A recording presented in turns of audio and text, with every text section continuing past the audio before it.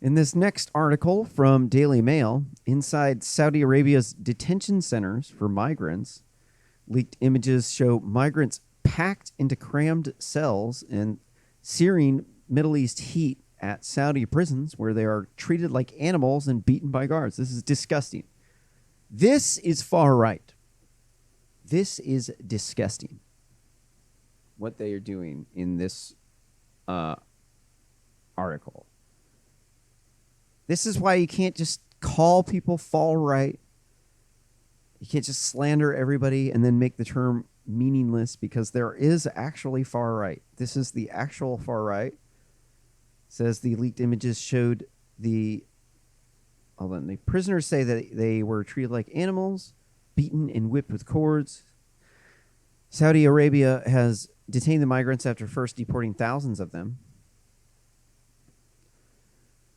And as you can see, the cages that the kids were in while their parents were getting interviewed by the police were obviously nothing like this. This is actual atrocity.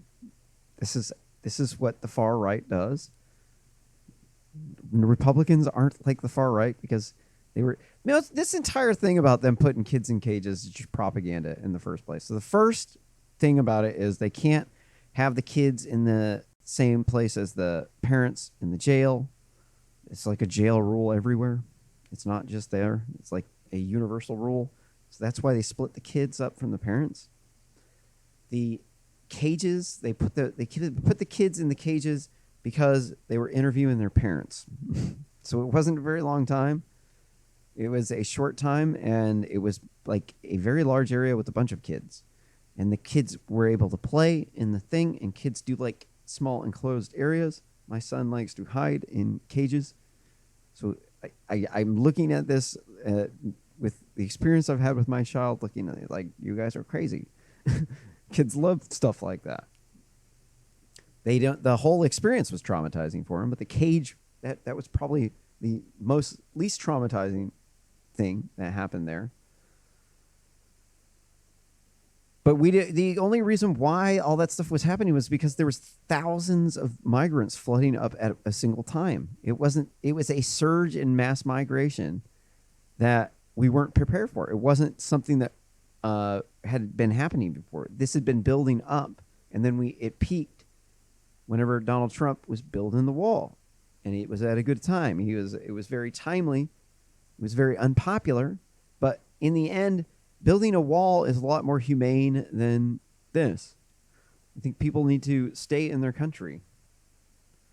I know some of these countries suck, but it's like you're exporting your problems here, and we have a culture that took thousands of years to build, and it can be wiped out by having mass migrants come and change our language, change our culture, and it's not far right at all to oppose having that happen. In fact, it's cultural Marxist. If you are a socialist and you say, no, the white man's racist, they can't control their land, they do not share with the minorities in the whaman, so we have to get rid of them. We have to make sure they can't enforce their immigration laws by slandering them as far right.